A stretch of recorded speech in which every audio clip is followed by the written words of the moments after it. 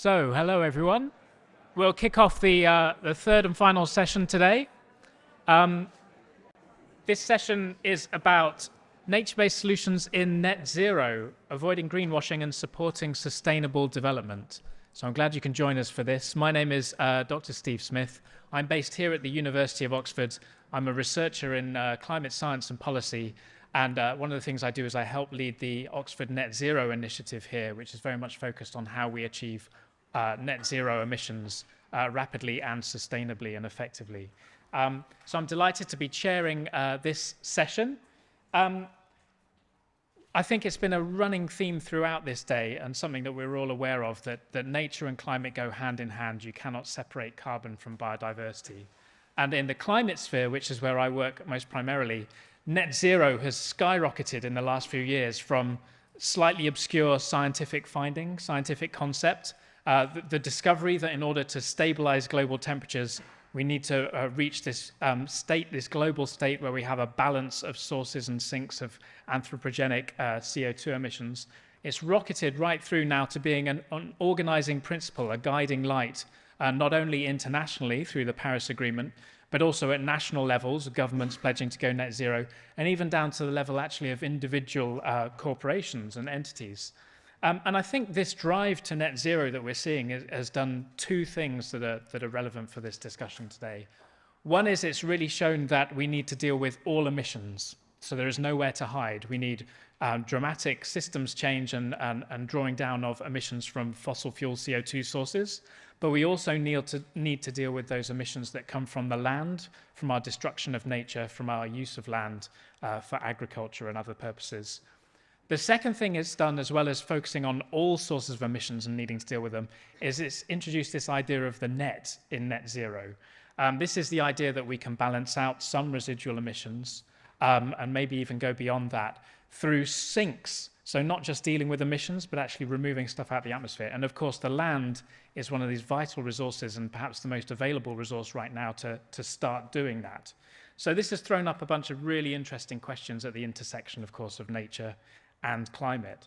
A recent analysis actually by the Nature-Based Solutions Initiative here, you may have seen it as a comment in Nature Climate Change, showed that nature-based solutions can provide a key role, a limited but a key role, in limiting that peak warming that we're seeking to do through the Paris Agreement. So they can provide about 0.1 degrees of climate change mitigation in a 1.5 degree scenario, maybe about 0.3 degrees in a 2 degree scenario.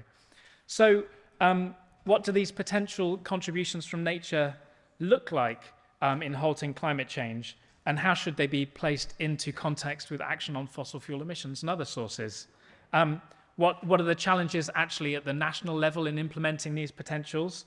And what's the role of companies in all of this? How do we make sure that this net zero momentum we're seeing is focused into real action to provide a world with a stable climate, a more biodiverse planet, and livelihoods for everyone, and not diverted into greenwashing? That's what we're going to try and dig a little more into in this session. So I'm delighted we've got a brilliant panel of speakers to help us through this. The first one is Dr. Stephanie Rowe, who you have seen already today. Stephanie is the Global Climate Lead Scientist at the WWF, and she's also provided a huge number of insights to companies, businesses, countries, for instance, being an advisor to the Sustainable Targets, the Science-Based Targets Initiative, and she was also a lead author of the IPCC's sixth assessment. So she's the ideal person to talk us through how nature-based solutions can contribute to achieving net zero emissions. So Stephanie, over to you. Hi, everyone. So today I'm going to set the stage, hopefully, and give a bit of a technical background and go over the science of assessing the role of nature-based solutions in net zero and climate mitigation.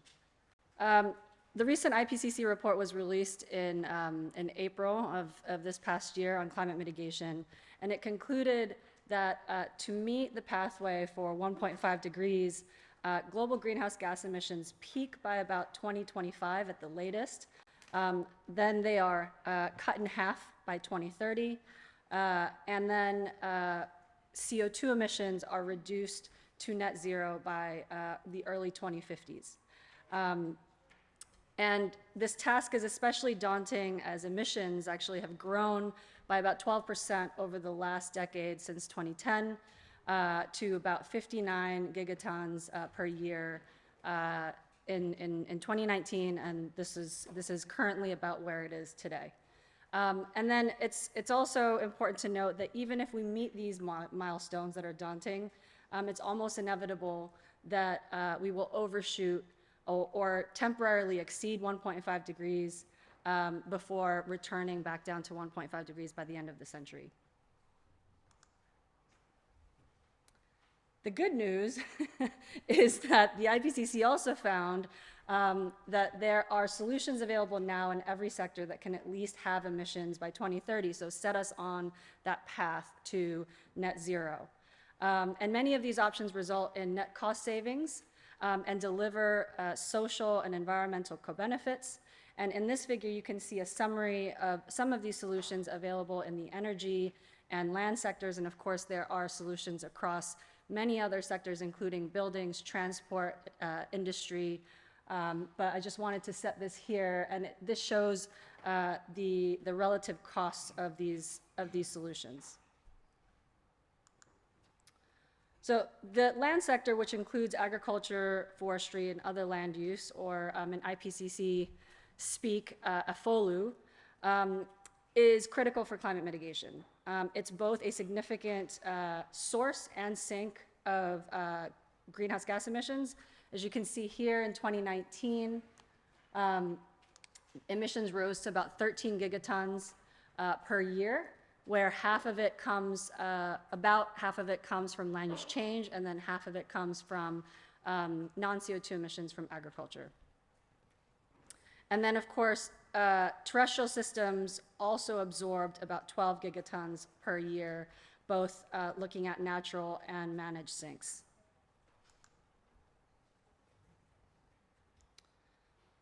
So the land sector, which includes, of course, nature-based solutions, also provides readily available mitigation potential. So to remind you, or to let you know, mitigation potentials essentially calculate the scale of emission reductions and or sequestration against a counterfactual scenario. And usually that counterfactual scenario is the baseline, is referred to as a baseline, or is a scenario that has no mitigation. So I led the assessment of land-based mitigation in the IPCC AFOLU chapter, and what we did was essentially assess tens to hundreds of studies of individual mitigation potentials across the literature. And you can see that highlighted here in sectoral estimates. And you can see that we disaggregated the potential by cost. So looking at under $20, under $50, under $100 per ton of carbon, and then looking at the full technical potential. So the full technical potential is the maximum biophysical potential, or the amount available with current technologies. The cost-effective potential is the one here under $100 per ton of carbon. And that one we deem as cost-effective because it's about the median carbon price in 2050 for 1.5 degree scenarios. It's also in the lower range in 2030 for 1.5 degree scenarios. And you can see that the range between the sectoral, and then here we have the IPCC models. So integrated assessment models are used in the IPCC, and this essentially represents about 150 scenarios across 6 to 9 models. And you can see the numbers here. So between 8 and 14 gigatons is about the likely range of mitigation potential that is considered cost effective. And of course, this mitigation potential is limited by this cost constraint, which makes it more relevant for policymaking and target setting because it indicates some level of feasibility or public willingness to pay compared to the technical potential, which has no constraints. So you could see from the previous slide, there's very large ranges. You can see, here the ranges, and then here the ranges. and then even larger here, the technical potential. So there's very large ranges. And the reason for that is, or the biggest sources of variation and kind of uncertainty is due to the fact that there are different types of potential, as you saw in the previous slide. So you can either calculate a technical potential or an economic potential. Some also calculate a feasible potential that add additional constraints, or a sustainable potential that add environmental constraints, for example. There's also different approaches for estimating or calculating the mitigation potential, which I show here. So there are two main approaches, and those include the sectoral and the integrated assessment. And as you can see, sectoral approaches are essentially can be estimated using one type of study or one type of activity. Take, for example, reforestation.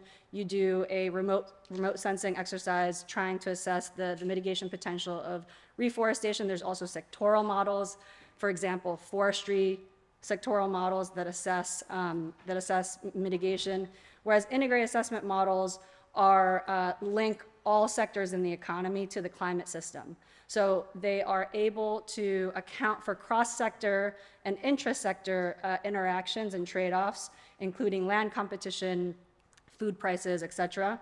The integrated assessment models also optimize for cost, but the issue with them is that they have relatively coarse spatial resolution, so they're limited in terms of kind of country level potentials. They're not able to drill down to that level. And they're also limited, they have a limited set of land-based mitigation activities. So in the IPCC models, they only included about 7 activities compared to the 20 that we assess for sectoral approaches.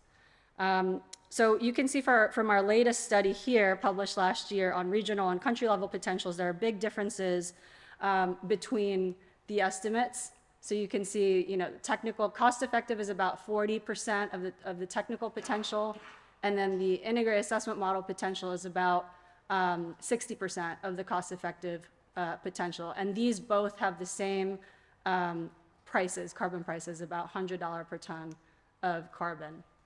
So sectoral estimates have benefits in that they can cover a larger suite of land-based activities across a much broader and wider literature base, but it's difficult for them to account when you aggregate them together. It's difficult to account for those cross-sectoral, intersectoral impacts. So here's a snapshot of how some of the global mitigation studies compare. Economic potentials have about a similar range, as you can see. But of course, depending on different types of, different approaches and scopes, in the bottom part, there's very, very large potential. So you can see this range right here, this range right here is very large because it kind of looks across many different types of scopes, approaches, and types of mitigation. So just to end with this section is that these numbers are important to put into context because they often get used or cited to fit different narratives or arguments, right?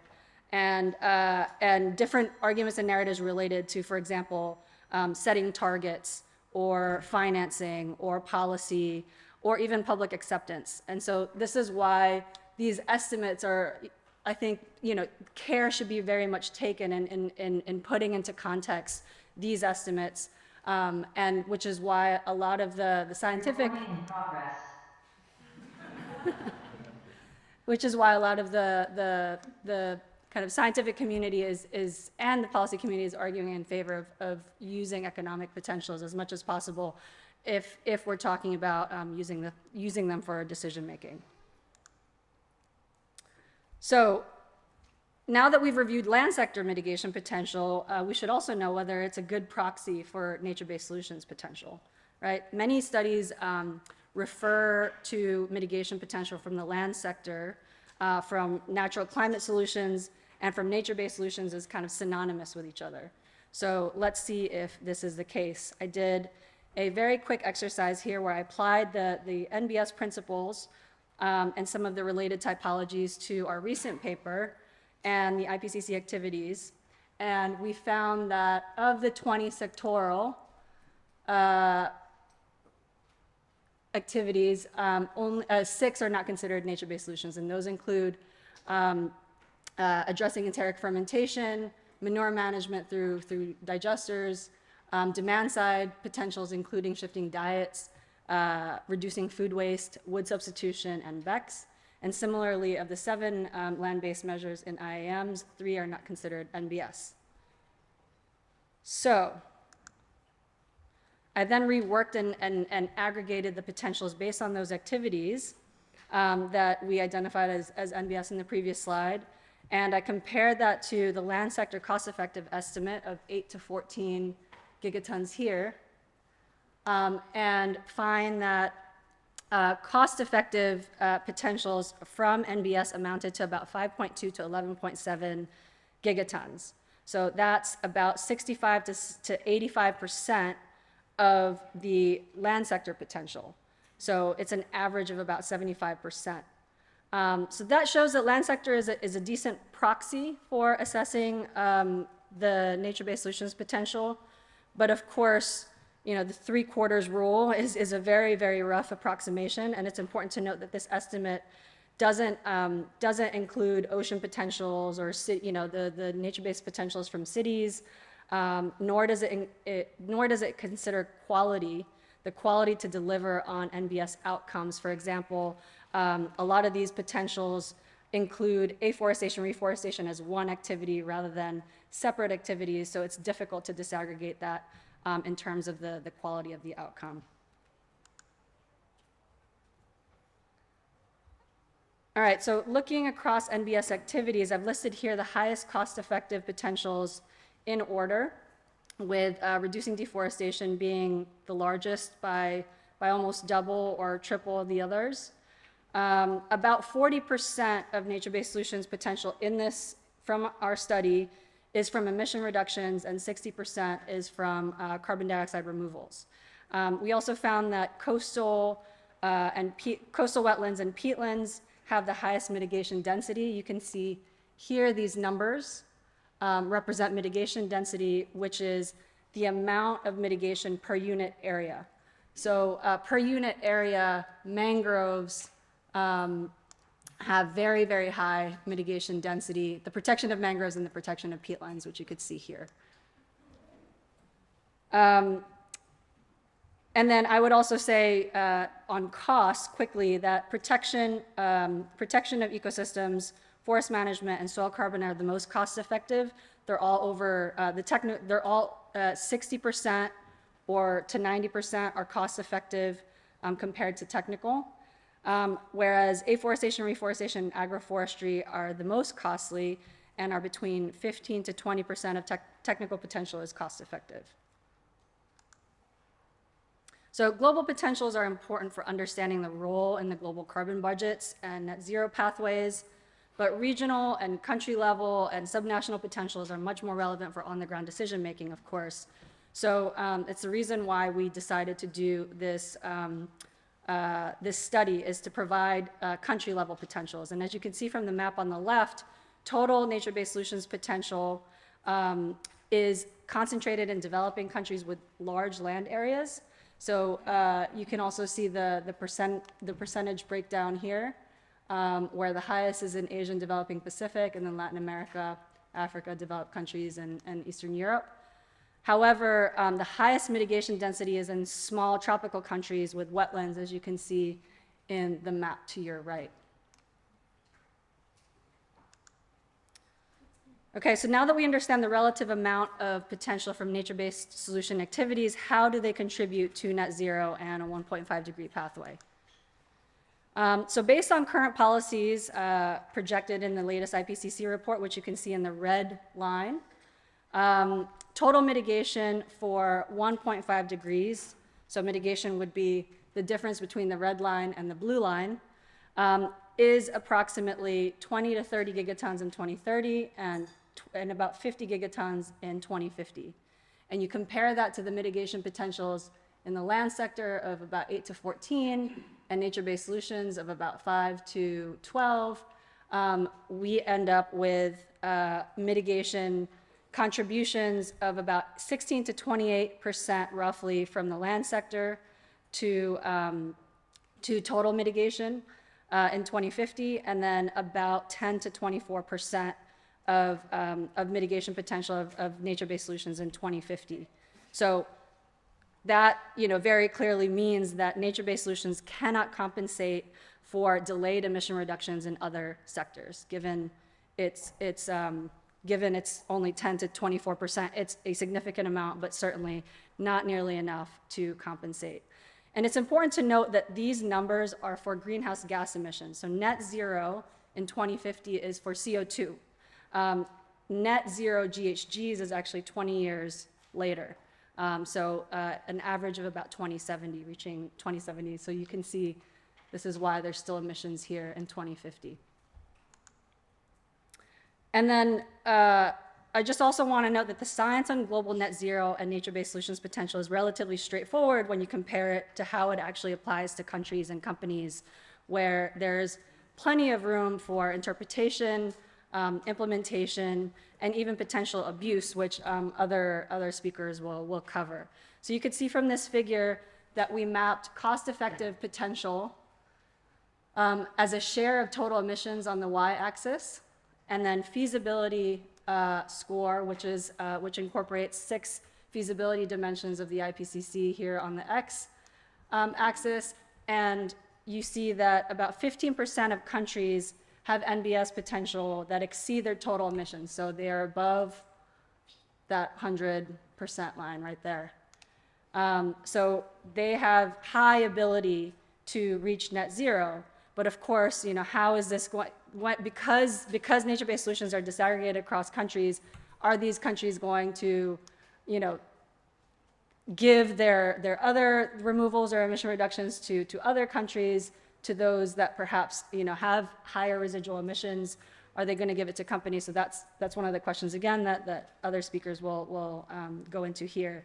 And of course, it's important to note that 80% of this nature-based solutions potential is in least developed and developing countries where feasibility barriers are of greatest concern.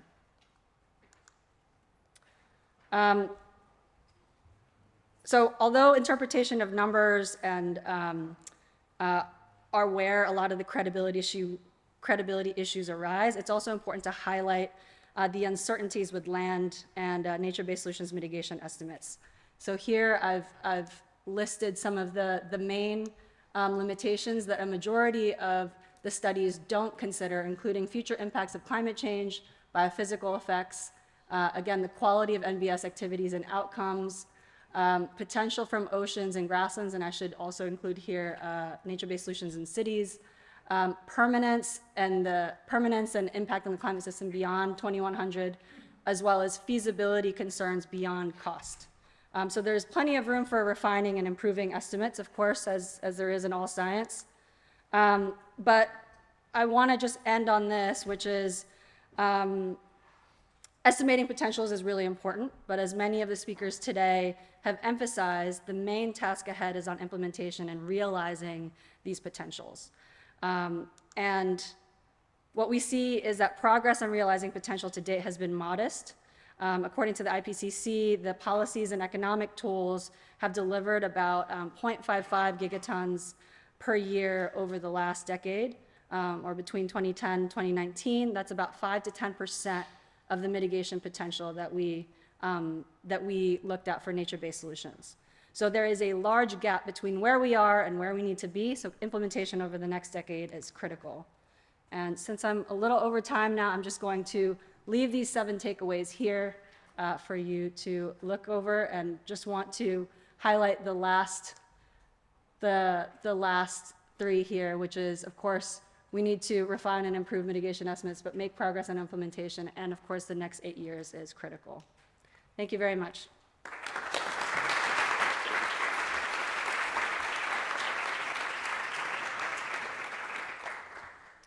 Thank you, Stephanie. That was an excellent talk. And you ended towards the end there on a note about the potential, but also the gap. So I think that's an ideal way to bring in our next speaker, Aline Soterroni. She's going to talk about zooming into a specific national context to see how these potentials actually meet political realities on the ground. So I'm delighted we've got Aline with us. She's a colleague of mine here in Oxford Net Zero and a member of the Nature-Based Solutions Initiative team.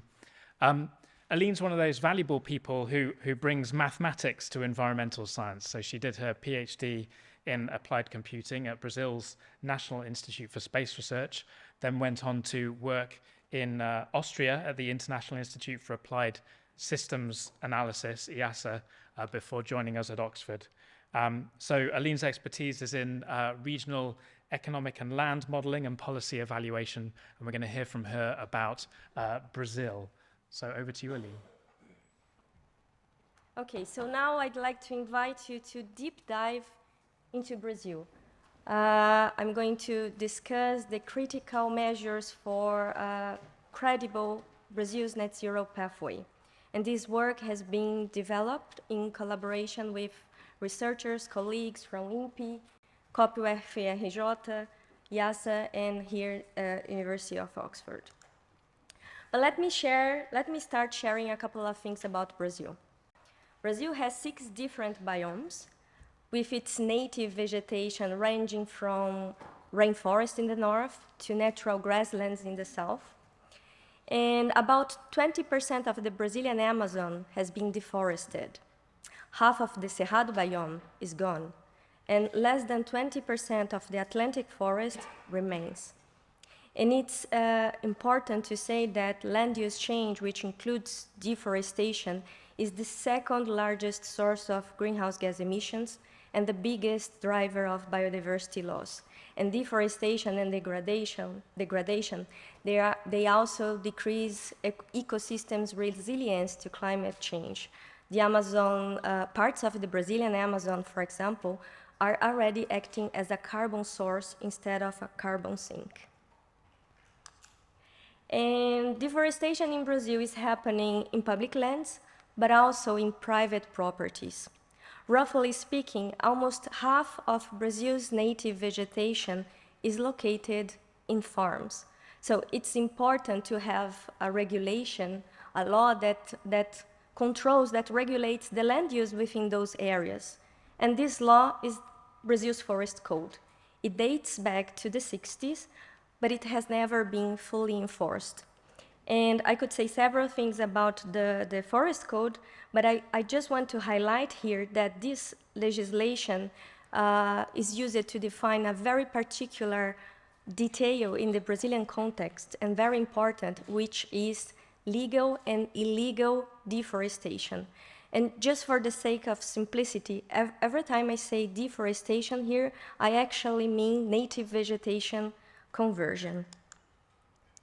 And I also want to bring the Brazil's GHG emissions profile.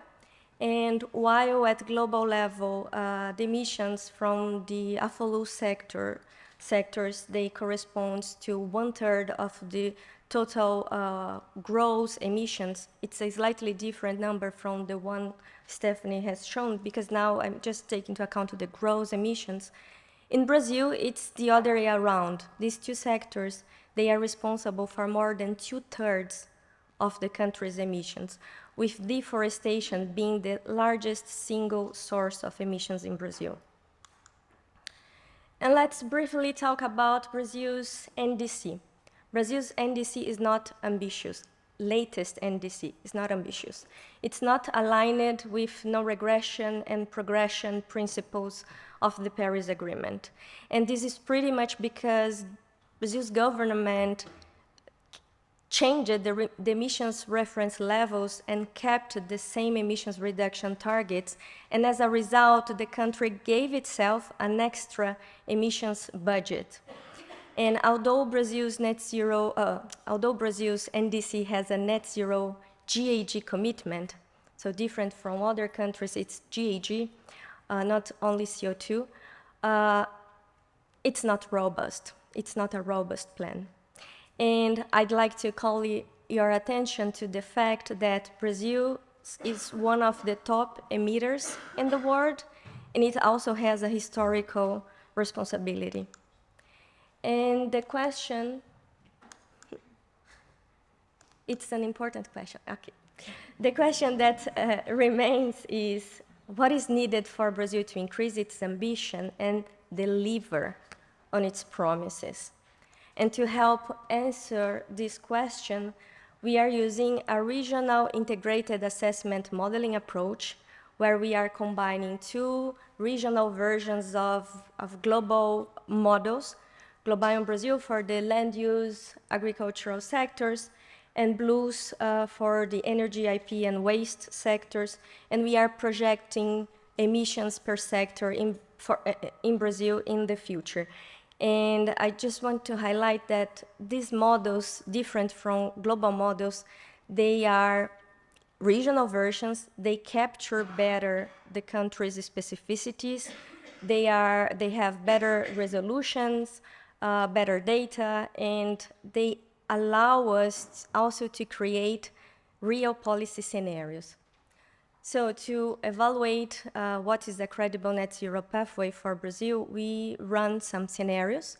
We have a contrafactual scenario, or our baseline scenario, where we pretty much are trying to capture the current weak environmental governance in Brazil. So just keep what's happening there. For example, Amazon deforestation in this scenario will stay above 1 million hectares during the next 10 years. And built upon the baseline, we have the forest code. In the forest code scenario, we implement the legislation, and basically we deal with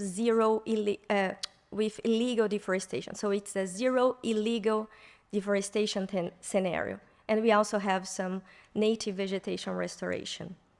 Built upon the forest code, we have the forest code plus.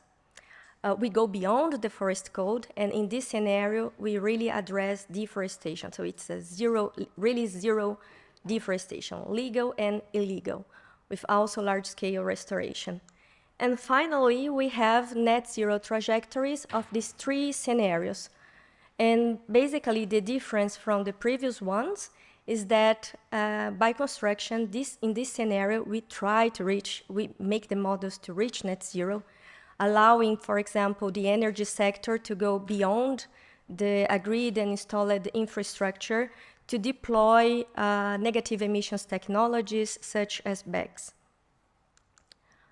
And now let me share some preliminary results. Let's start with the net GHG emissions in Brazil in the future. And as you can see, our baseline scenario is projecting emissions in the future quite flat and around 1.5 gigatons of CO2 equivalent. And I want to highlight that under this scenario, this is the deforestation, legal and illegal deforestation that is likely to happen in Brazil in the future, amounting to 61 million hectares, which is comparable to the size of France. And what would happen in terms of NDC targets? Under this weak governance trajectory, Brazil is pretty much likely to achieve its 2025 target. It won't achieve its 2030, but it's not that difficult to overcome. This gap would correspond to only 13% of the projected gross emissions by that year, and there is always a chance the government is going to revise its emissions reference levels. Last time, the country gave itself 440 million tons of CO2 equivalent. So then it's not that difficult to overcome to meet the short-term NDC targets under a very weak environmental trajectory.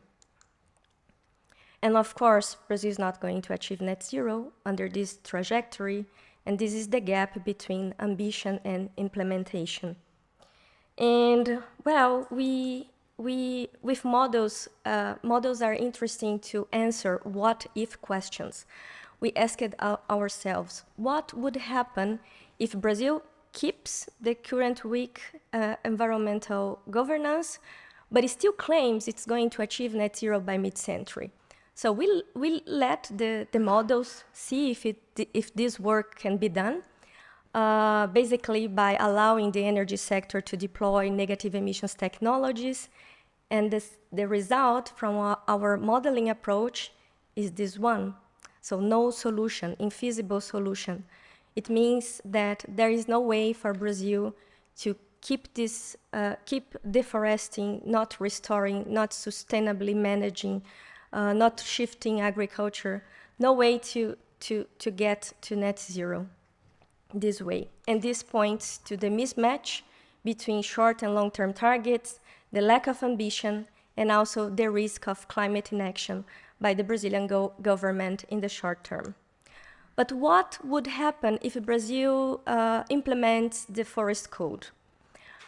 By implementing the forest code, deforestation would decrease from 61 to 30 million hectares. This is all legal deforestation according to Brazilian legislation.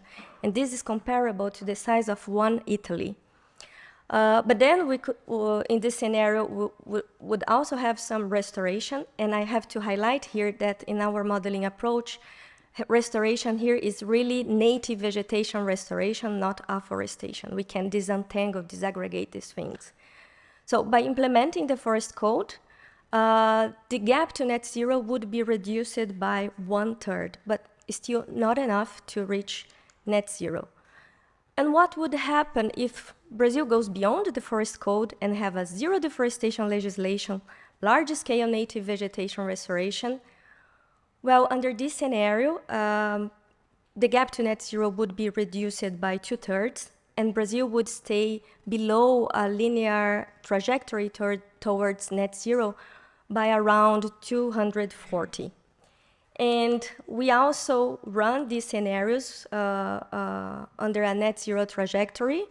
For the baseline, we saw already the solution was infeasible, but for the forest code and the forest code plus scenario, highlighted here in dark red, the net zero trajectories of those scenarios will, by construction, reach net zero. But what is interesting here is to see what is the contribution of different activities, different sectors. And during the period 2020 to 2050, protection is going to be the most important mitigation measure. And restoration, the role of restoration will obviously increase in the scenario with more restoration.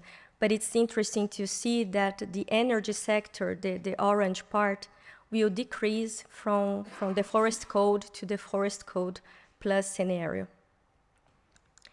And here is the same information, but per year, just to have an idea about evolution.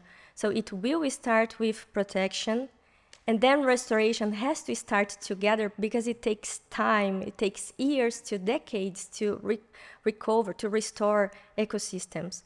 And then we see from the forest code that after 2040, the contribution from the energy sector becomes more important, especially BECS, and it will be less important in a scenario with more protection and more restoration, the FC plus net zero.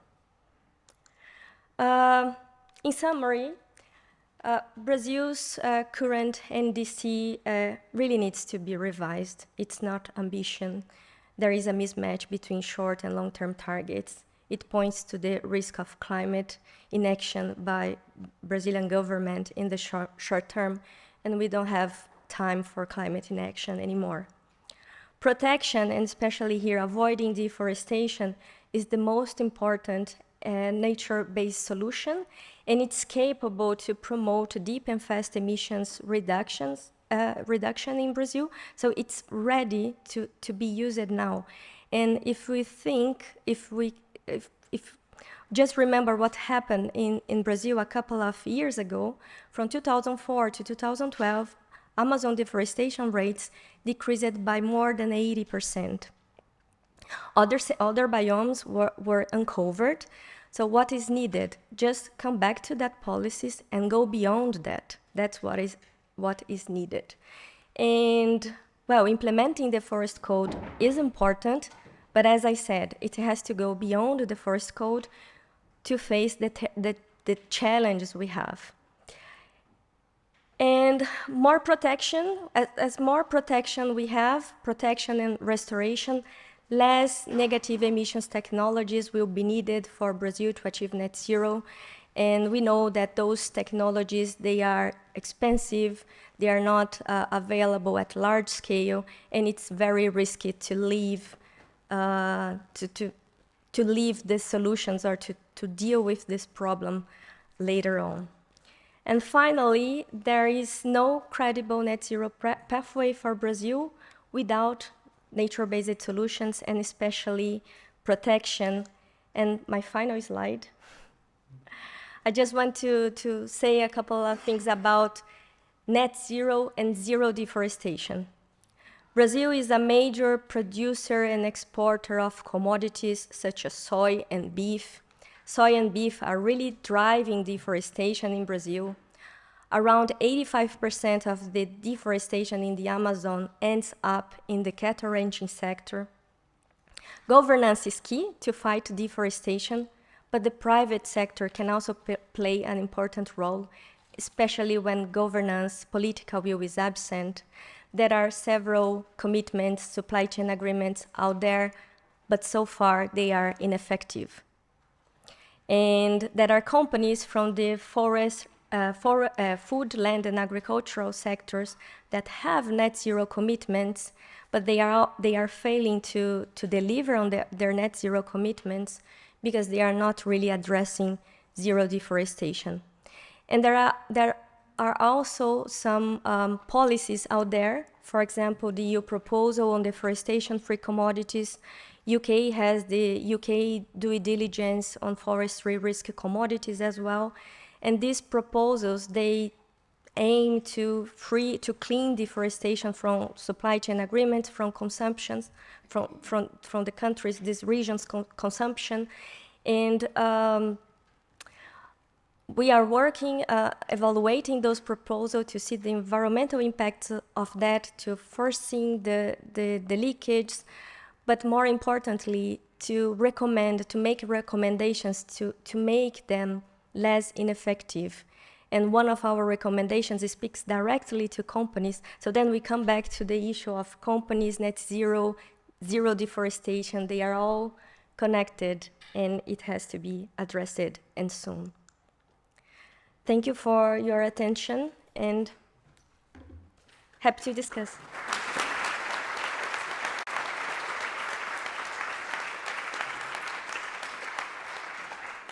Thank you very much, Aline. We're getting a few questions in for those of us joining online. They're asking questions on Zoom. If you have a question online, do feel free to drop that in. We're going to try and make sure we have some time for discussion amongst the panel and Q&A later. But Aline started to introduce the role of companies there, so that's where we're going to go to next. Companies have a role, of course, in stopping their own emissions through their supply chains, but also part of this story of the net in net zero is about when you look at individual organizations and nations, they have scope to get there through trading. So there's an important question about the role of carbon markets in all of this. So to talk about the role of companies, carbon markets, and avoiding greenwashing, we have with us Kaya Axelsson. Kaya is another colleague here at Oxford Net Zero, where she's our Net Zero Policy Engagement Fellow. And that means she does a lot of research and engagement with companies and with local governments on how to set robust net zero strategies. Probably a thing worth knowing about Kaya is that when she was vice president of the student union here at Oxford, she played a pivotal role in cajoling the university into setting a whole new sustainability strategy which committed to net zero greenhouse gas emissions and also net biodiversity gain by 2035. So round of applause. What that means is she has real cold, hard experience of working with a large, complex organization, sometimes a little set in its ways, to actually engage with these issues. So over to you, Kaya. you much for the overly kind introduction. Since Steve introduced me so well, I don't have a header slide, and I thought what you really would want to know is how I go and talk to companies and governments about their net zero strategies. And there's so much that goes into a net zero strategy. I mean, as Steve said, Miles in 2009, scientists sort of put this term out there, and in the past 2 years, it has exploded as a frame. And we have been working very hard to make sure that companies and governments, committers across the world don't think that that's an easy thing to do. A lot of the pushback that we saw right at the start of the net zero frame from the student movement, from the NbS community, was exactly what we needed to help tighten the criteria. And now I'm very proud and also cautious in saying that I believe we have tightened that criteria to a place where we can really begin evaluating strategies as they are emerging. So this is a really simple acronym for how I evaluate strategies. You want to make sure that the scope is sufficient, that what is being included, as Aline said, there's quite a lot of ways that people keep inclusion of key emissions out of their contributions that they need to be making. So considering, what's in scope across scope 1, scope 2, but then critically scope 3, as I'll discuss further. Thinking about the coverage, all greenhouse gases. Of course, as you all know so well, methane has really come onto the table as a key place for mitigation. We can't just talk about carbon.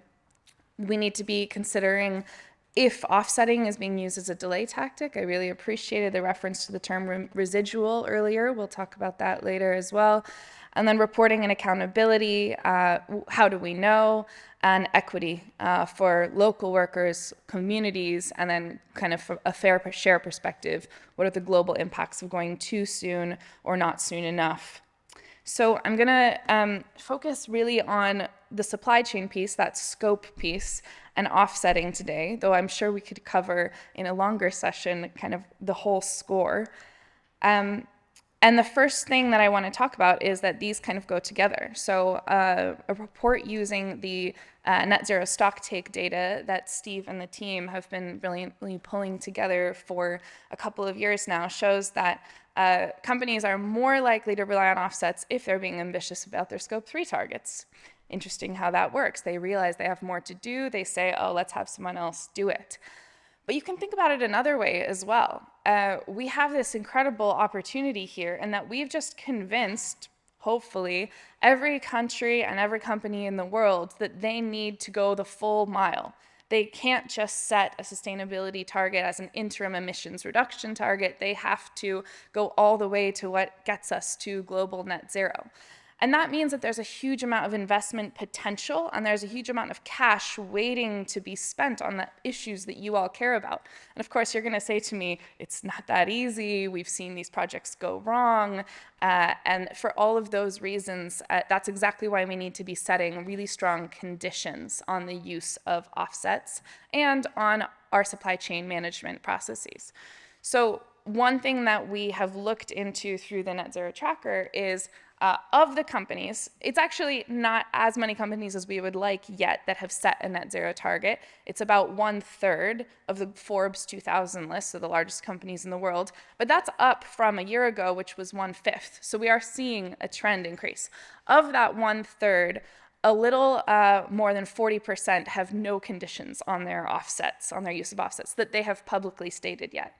And when I interview companies and I try to understand why that is that they are feeling timid about setting out those strategies publicly, they say it's because there's a proliferation of guidelines out there, but it's not clear yet what they should be doing and how they should be doing it. They feel that one company in particular told me that they felt it was a circular firing squad of all your best friends when you announce how you're offsetting or what credits you'd be invested in.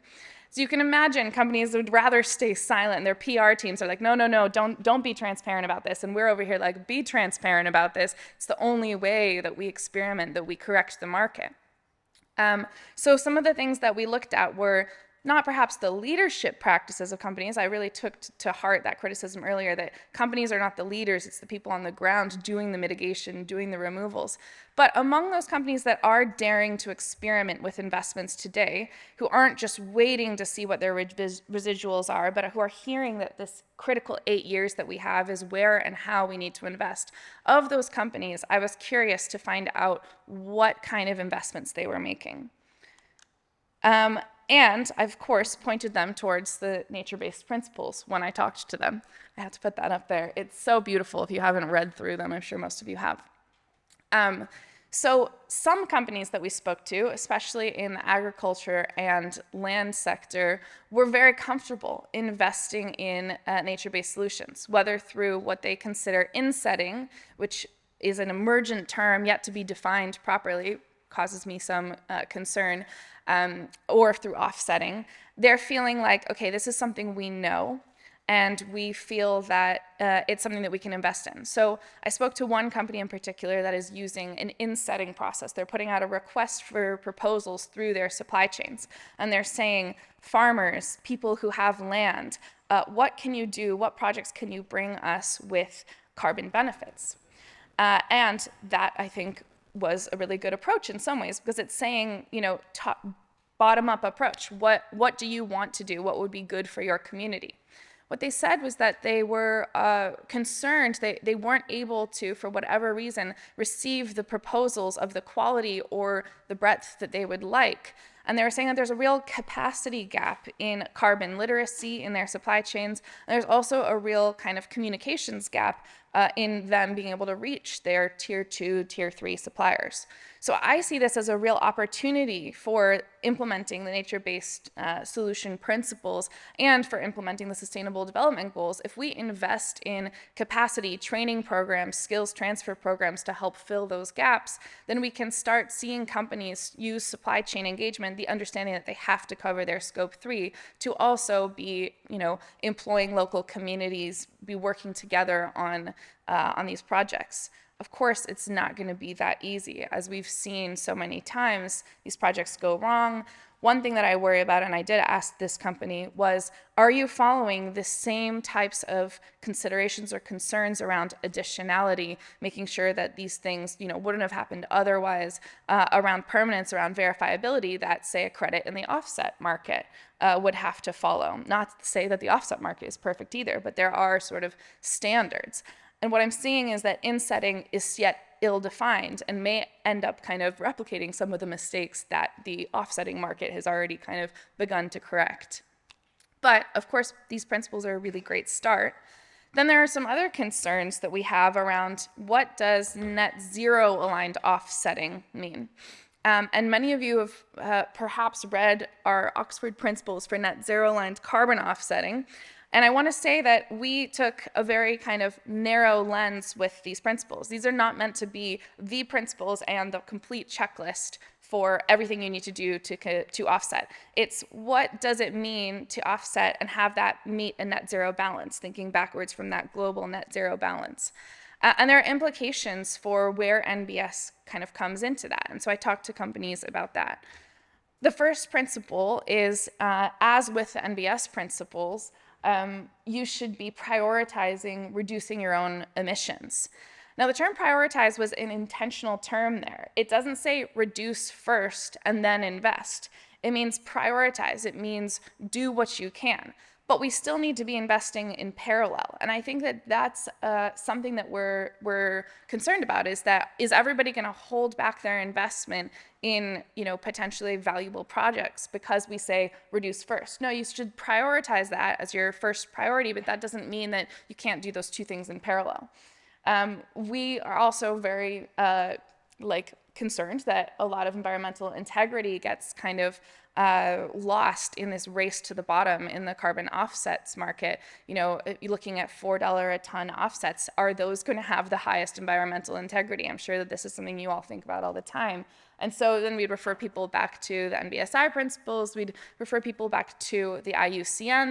There's so much that is kind of going into setting out what parameters on environmental integrity you can set and what are the mechanisms, verifiability, But we didn't feel that within the scope of these offsetting principles for net zero, it was our job to set those out. This was a kind of separate space, but we wanted to signpost those. One thing we're thinking about doing is writing an interpretation guide for the offsetting principles where we do that signposting, because I think that people end up getting a bit lost. They say, oh, okay, yeah, we're doing some environmental integrity. We don't want them to just pay lip service. We want them to kind of go to the places where that's being talked about. And then, of course, maintaining transparency. So that covers over the stuff that you can find from elsewhere. Principle 2 was where we started doing something kind of new in our understanding of credible offsetting for net zero. And when I talk to companies about this, there's quite a lot of debate and pushback. So unlike the agricultural companies that I just spoke about, who are doing what they can to invest in offset credits in and outside of their supply chain, and kind of nature-based approaches, there are other companies like tech companies who are really concerned with things like verifiability. And every kind of principle around what is a good credit or good offset often comes at the expense of another one. So the approach that you take, say you're really concerned about data, a tech company cares about data. What they said to me was that they really want to invest in credits where, for example, it's a natural gas facility, and they were able to check through data sensors that the natural gas was no longer being leaked. They knew for a fact that that was an avoided emissions, and that is what they decided to invest in. And what our offsetting principles for a net zero balance say is that that would not count at the net zero target date. It does count on the pathway to net zero. You could be claiming carbon neutrality, or you could be investing in emissions reduction or avoided emissions opportunities where you have strong verifiability on the way to net zero. But at the net zero balance, we need to be neutralizing ongoing emissions. It needs to be a 1-for-1 balance where if it goes up, it comes down.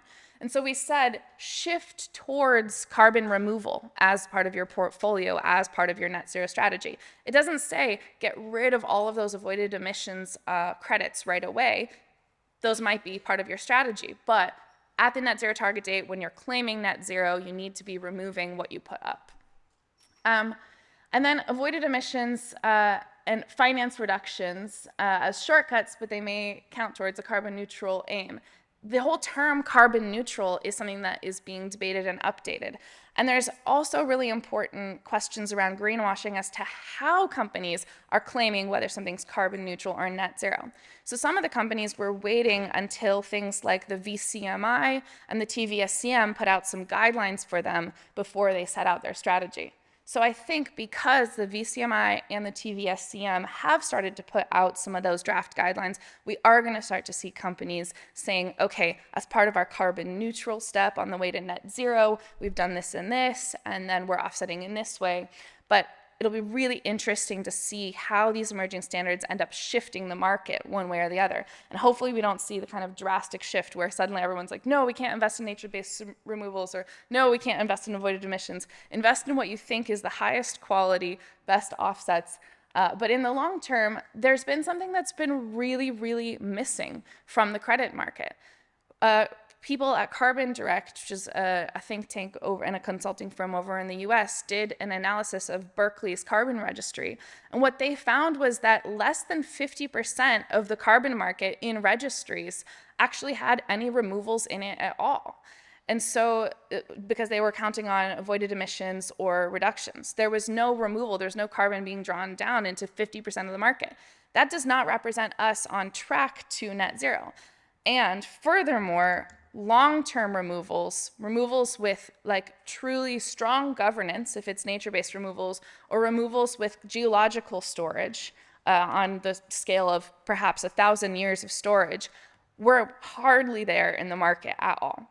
And so we felt that the principles we were going to put out would help to correct that. We said, not only should you shift towards removals, but you should also, as part of your claim that you're going to be net zero, make sure that if you're emitting carbon, which exists in the atmosphere for possibly thousands of years, that the storage of the removals that you've taken down are also very, very long term. And this is probably one of our most controversial principles, because I think that people have interpreted it as this can only be geological storage, CCS. And I think that our team has had some really interesting discussions about this. We don't think that I personally, as one of the co-authors, don't think that a nature-based removal can't be long-term. I think that it can be, but it has to be really strong governance. It has to be embedded with communities. And we have to rely on that research that so many of you have done that shows that when you consult with indigenous communities, when you embed a system and an organization system into a community, it lasts longer. But we need other mechanisms. I think we need legal mechanisms. I think we need insurance policies for sinks that are nature-based and could be shorter term and that have a high risk of removal.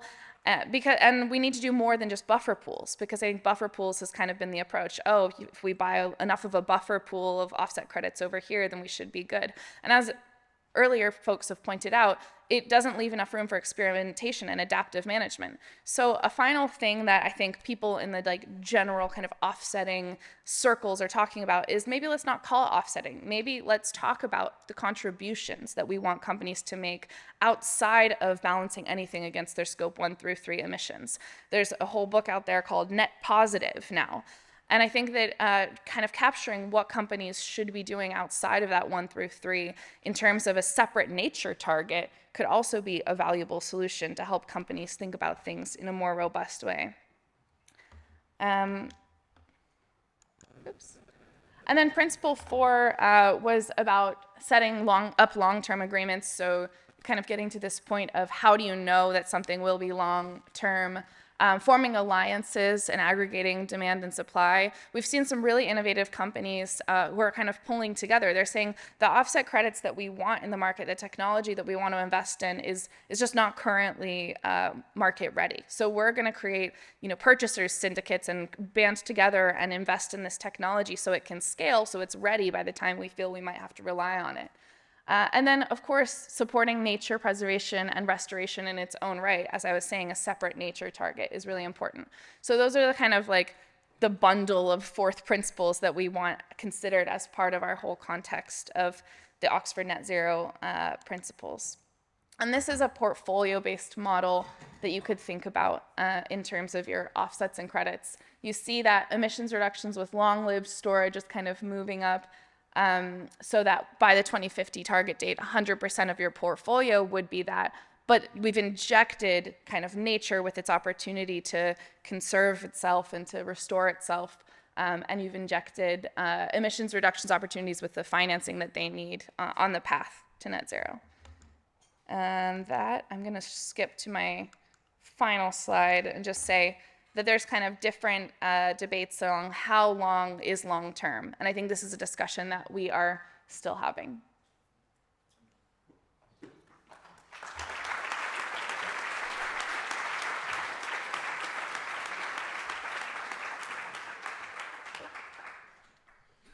Thank you very much, Kaya, for that tour through the corporate sector and the carbon market sector. Last but not least, our final speaker with us is Professor Pete Smith, who I'm hoping is joining us online via Zoom. Pete, can you hear us all right? I hear you, Steve. Can you hear me? Yes, we can. Excellent. The technology is working. For those of you who are wondering, Pete and I are not long-lost twin brothers, sadly. Pete is the much more well-renowned Smith. He's the Professor of Soils and Global Change at the University of Aberdeen. Many of you will know him, and for his contributions to science, he's been awarded membership of many learned societies, including the Royal Society, and is also another member of the IPCC AR6 authoring team. We seem to have quite a few of them with us today, which is fantastic. So Pete is going to talk to us about monitoring, reporting, and verification. Essentially, how do we know where the carbon goes with these methods? So over to you, Pete. We can see your slides. Thanks very much, Steve. So yes, I'm talking about measuring, reporting, and verifying carbon stocks in nature-based solutions, because obviously that's really important to demonstrate that the carbon's actually been stored, that it's durable, and it can also help to avoid greenwashing. So it really fits in here. So I've been asked to talk about MRV, and the case study I'm going to use is for soils, for soil carbon sequestration, which have been proposed as a nature-based solution. And I think this is the MRV challenge that's going to be one of the hardest to crack. But I'm going to propose some of the challenges and some of the solutions. but hopefully you'll see as we go through, these apply to really all nature-based solutions. So the problem occurs because you can measure soil carbon. You've got a small change in soil carbon. It changes slowly when you implement a management change, and it takes a long time for that to be measured. But you can measure it. But what you have to do is you have to take field samples. You have to do lab analysis, and because of the heterogeneity of soils, you have to take lots and lots of samples. And the problem with this is that it becomes very expensive. So any carbon that you can store, the value of that carbon is quickly outweighed by the number of samples and lab analyses that you have to do to demonstrate that change in carbon. So we clearly need to move away from the direct measurement of soil carbon as the only way to monitor, report and verify. So the gold standard for the accuracy is with combustion analyzers. These combust the sample, and they can give you a direct measurement of the carbon and nitrogen concentration. But it requires destructive field samplings. You need extensive sample prep and lab analysis. And altogether, if any of you have done this, it is slow, costly, and labor intensive. So that's the biggest problem. So what we need to do is we need to move to a system that engages all the tools that we have available. So what we did in 2020 is we thought about how we could develop an MRV system, a monitoring, reporting, verification system for verifying changes in soil organic carbon through changes in, for example, agricultural management or forestry management. And this is broken down into sort of like different components. And what I'll show is that all of these, to some extent, exist around the world. But what we haven't yet done is pulled all of these various threads together: experiments, models, remote sensing, spatial data, resampling surveys. We haven't yet pulled these all together into a system that we could use for credible MRV. But the upside is that all these components do exist to some extent in various regions of the world.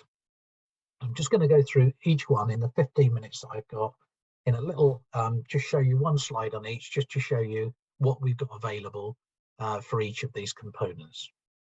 So the first one is long-term experiments. So we need long-term experiments because, as I mentioned earlier, the changes in soil carbon can be very slow. So it needs long-term experiments to demonstrate a change. These occur on different land uses, you have different treatments, and you have long-term soil organic carbon sequestration measurements, or alternatively, you can have chronosequences which are set up across a landscape, which just have years since conversion. But typically, you'll be measuring these every few years or every decade, and some long-term experiments exist that are over 150 years old, such as those at Rothamsted in the southern UK. What we did in 2012, going back a few years, is we looked at what was out there, basically, to see what types of long-term experiments we had already that we could pull together if we were going to develop a global system for MRV for soil carbon. And what we show here is there's just three panels here. The distribution of land use change experiments are shown here in panel A. And you can see that these are really quite scarce, but these are the number of long-term experiments that we knew about. And you can see that there are a few, particularly in North America, but some dotted around the world, but with a particular scant coverage of the tropics and subtropics. When we look at panel B, this is the distribution of tillage experiments looking at the impacts of changed tillage. You can see that there's a better coverage of those, particularly in Europe, North America, South America, and a little in Australasia. But again, apart from a couple of examples in India and China, there's a dearth of information available in the tropics. And if we look at the different agronomic practices, for example, changes in fertilizer practice, the amendment of the soils with different organic amendments, there are yet more experiments available, but again, these are distributed predominantly in the temperate regions, with relatively fewer in the tropics and subtropics. But this does show at least that we have some decent long-term experiments out there, and we can use these to develop and calibrate our models. I'll be coming back to that in a moment. Nested within those long-term experiments, we can also have some shorter-term experiments. So these tend to be shorter-term measurements which measure greenhouse gas fluxes, particularly over the days or years, and they measure fluxes, and we can use these to investigate processes, to develop model tools, and to calibrate our models. An example of this is the FluxNet. This was the number of FluxNet sites that was in our paper in 2012. This is since multiplied up. There are a number of more flux sites now. And these are the eddy covariance. This shows the eddy covariance on the left of the slide. This is the sort of equipment that's used to measure fluxes of greenhouse gases. And on the right is the global distribution of those flux sites, which contain within the FluxNet network. And again, you can see there's a global distribution of these sites, relatively fewer in the tropics and subtropics, but maybe better coverage of the flux sites than we do have of the long-term experiments. But together with the long-term experiments, we can use these shorter-term fluxes to test out the process description in our models and to improve them so that we can use our models in MRV. And I'll come on to that now. So the soil organic carbon models that we can use this experimental data to calibrate and to test our models and to evaluate them against the long-term data. And we can either use these models directly and apply them spatially to estimate changes in soil carbon, or we can use them to develop what's called a tier 2 emission factor. So those are the sorts of emission factors or stock change factors that are used to slot into IPCC equations so that you can get good site-specific or region-specific emission factors to use in your national inventory. So we calibrate these models. So we test the models against long-term experiments. And these can be simple models, models that just describe the soil, such as Ross-C and ECOS, or more developed ecosystem models, such as DNDC and Century, which describe soils, but as part of the ecosystem. So they have plant components as well. So we can test these models against long-term data. What we can do is we can then use all of that short-term data that I just mentioned, the soil respiration data, isotope pulse labeling data, natural abundance data, flux data, and we can use them to improve our model description. We can evaluate how well they work and check them against our long-term experiments. This is an example from way back in the last century, 1997, where we did a shootout of 9 soil organic carbon models, and they fell into 2 groups, those that worked well and those that needed more development. And we could, from that, we could go back and look at what was failing in the models that weren't working so well, and we could improve the process description and then go through this loop again. So the models, once they're calibrated and well validated and evaluated, can be used either to directly upscale our estimates, to use them spatially, or as I mentioned earlier, to develop tier 2 emission factors, which can be slotted into IPCC equations. The next component, if we're going to use these models spatially, and quite a few countries do have spatial representation, spatial modelling of soil carbon in their national greenhouse gas inventories, we need the spatial data to drive the models. So that's things like the meteorology, the climate data, the soils data, the land cover data that we need to run these models spatially within a geographical information system, or to display within a geographical information system. So that sort of data does exist, and it's getting better all the time. So when I started working in this field, maybe over 20 years ago, it was really, really difficult to find spatial data, even over relatively small spatial regions. But when we did this assessment in 2012 to see what was out there, there were a number of products that are available at high spatial resolution with global coverage. And similarly, there's land cover data, which is improving all the time. So we've gone from a situation where we had no data 20 years ago and we could hardly run our models, even in a research context, to having really, really spoiled for choice for data. And really, it's a matter of choosing the best available data that can be used to run your models.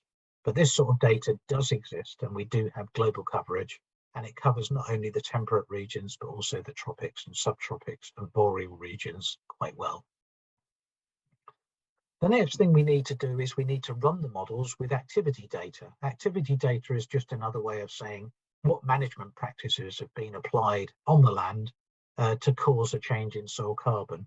And without knowing the management data at the field or farm level, it's very difficult to collect the data that is needed to run the models.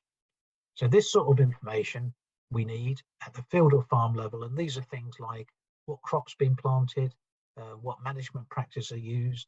For example, how is the soil been tilled, what dates, to what depth, what fertilizers have been applied, at what time, and in what types of split, in one go or in lots of different splits. And all of this sort of data is really important for running models for estimating the net greenhouse gas flux as well as the soil carbon change. But the critical thing about this is to get that data, we really need farm records. So the thing that we need to be able to do that's often, they're often not available in a spatially explicit way. This is the thing that brings the models to their knees when we try to run them over large areas, even nationally or over an area such as Europe or even globally, is we quite often lack the farm data. So what we need is a better way of linking in the data that farmers regularly collect. We don't want them to go and have to collect all the data again. They already are overburdened with data collection that they have to do to receive farm payments in various parts of the world. So we just want to use existing farm record books or databases and extract the information from those so that we can use them for our data, use them to run our models. This sort of system already exists in the US. So Comet Global is a model that's being used in the US using farm data that's collected at the farm level. So it is possible, and it's especially possible in developed countries where farmers are already collecting this information for to collect their farm subsidies. Remote sensing is the other big area. We can use this remote sensing data first as inputs to run the models, but also to verify the activity data. For example, optical and radar satellites can detect crop type, crop cover presence, residue, tillage and residue coverage, and flooding, and all of these can be used in real time to update runs of models. And we can also use it for data assimilation. Things like leaf area index, canopy N, and gross photosynthesis can also be collected from remotely sensed data or Earth observation, so that we can use this data both to check that our models are getting at their estimates of NPP correct or GPP correct, and we can also use them to feed in a data assimilation system to update the model runs in real time. And the last thing we can do is we can make use of soil survey resamplings. So many countries have soil surveys which go out periodically and measure soil carbon in different land uses. And if those are geo-referenced, you can go back every 10, 20 years and sample the soils and see what's happening. And this can be good additional model verification data. And a great example was Pat Bellamy's paper in 2005, which used this repeat sampling survey to find out what's happening with soil carbon in the UK, and this paper was published in Nature.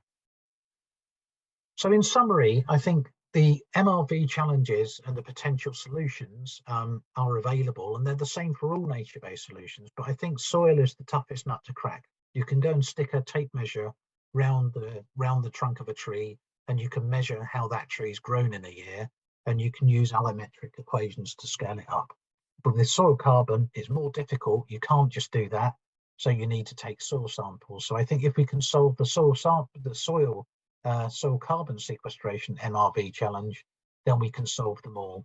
But many MRV systems that I've seen proposed for nature-based solutions rely on some combination of modeling, measurement, and remote sensing to feed in information that can be used for MRV.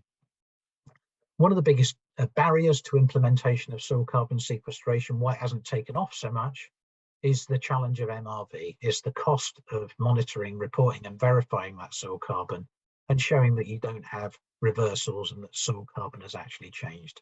So if we can solve the MRV problem, we could maybe unlock the potential of another, particularly a very, very large potential for a nature-based solution that could be used all over the world. The good thing is that all components of the MRV framework exist to some extent, but these are uneven globally and not very well integrated. I think there are great opportunities for those of you in the audience who are interested in robotics, AI, machine learning, data assimilation and advanced modeling. All of these could be brought to bear upon the MRV challenge for soil carbon as well as other NbS. And the MRV, what I talked about today is the MRV for carbon. That's what I was asked to talk about. But obviously, to make sure that the soil carbon measures that you apply do actually meet the criteria for a nature-based solution, we have to be able to demonstrate benefits to biodiversity. How do we monitor, report and verify that? And we also have to demonstrate that local communities will benefit and that they've been involved in the design and the decision making. That's another thing that we have to verify and measure, in addition to the greenhouse gas benefits or the carbon benefits. That's maybe something we could pick up in the discussion. So I'll leave it there. Thank you for your attention.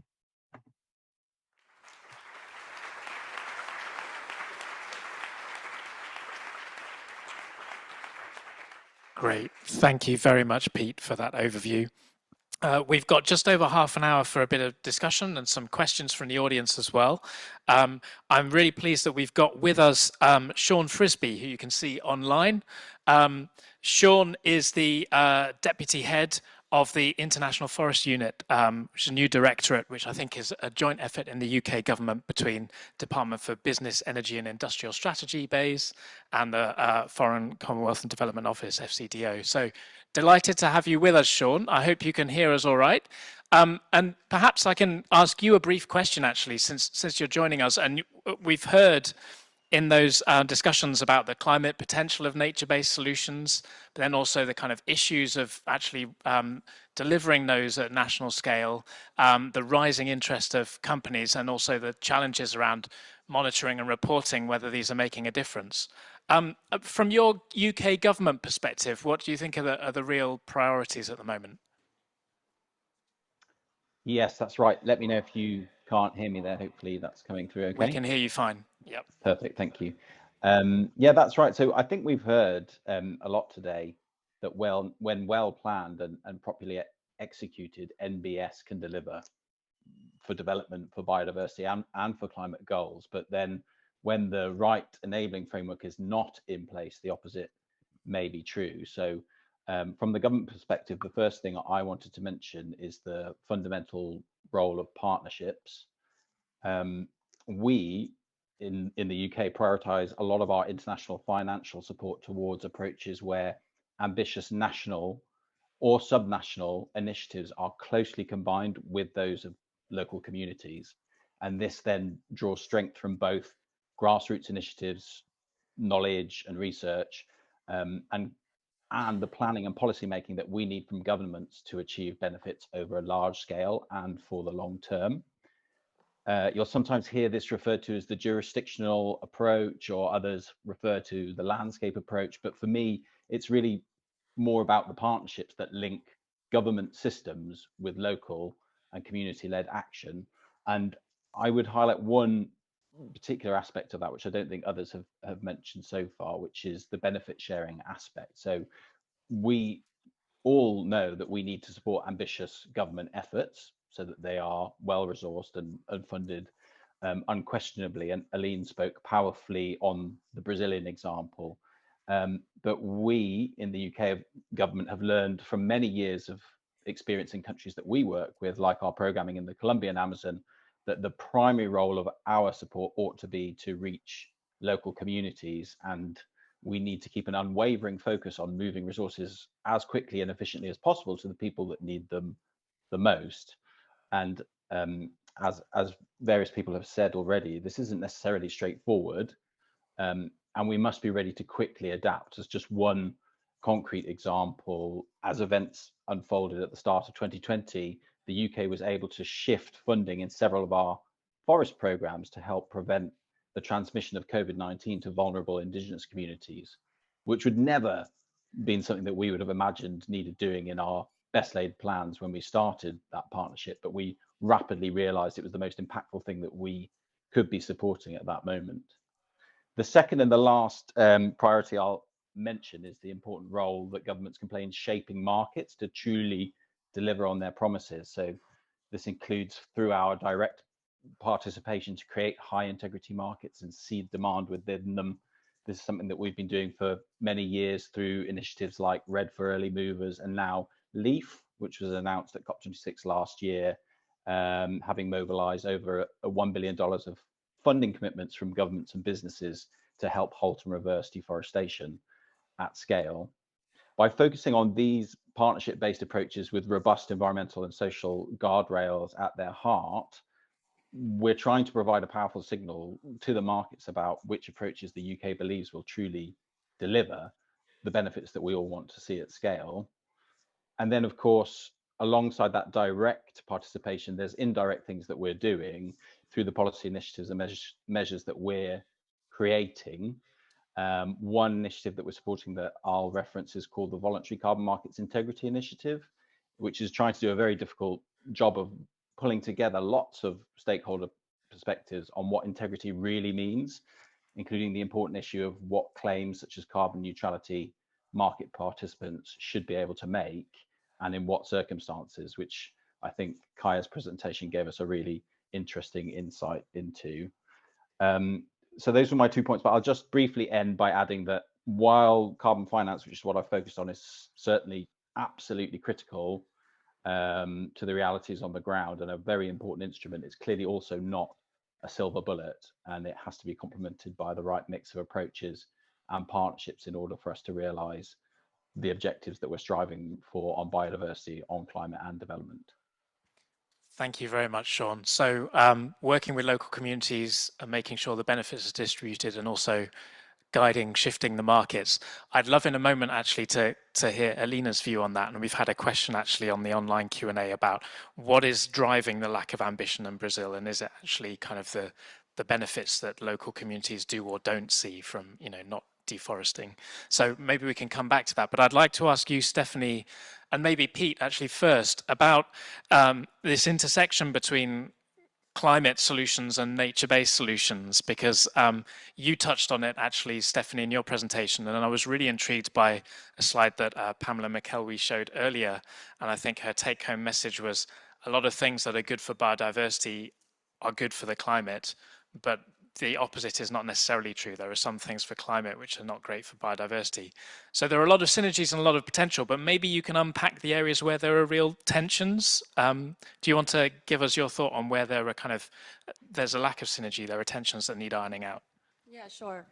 That's a great question. It's one that it was a kind of a nice thought exercise as I did the trying to figure out what of land-based mitigation would be considered nature-based solutions, and really they fall into two buckets. One is the one that you say that they don't necessarily deliver on biodiversity benefits, and that includes bioenergy with carbon capture and storage, BECCS, because it has the potential to actually promote land use change and natural forest conversion or natural ecosystem conversion.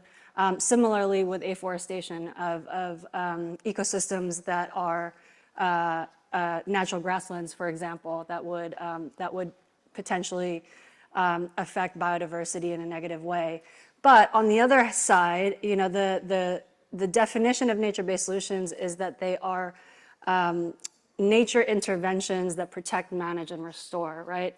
And so that's the reason why we took away the technological solutions related to agriculture. So for example, the biodigesters for manure management, which actually could have benefits for biodiversity because it reduces, you know, eutrophication, for example, in freshwater. So it's just based on the definition itself, it didn't necessarily fit there. And then what I'd like to highlight as well, which is kind of an unfortunate byproduct of the definition, is the exclusion of demand-side potential, including shifting diets and reducing food waste, which are critical levers for protecting ecosystems. And I think that, again, it's just by a definition of how nature-based solutions are defined. And so that's the reason why we took them out. But I did want to just highlight that that is a critical, I think, point to try to promote for actually, promoting the delivery of nature-based solutions potential. Pete, did you want to add to that briefly? Yeah, I think we have, like Stephanie, I model land-based carbon removal. So it's easy to do that at the global level or whatever level you want to do that.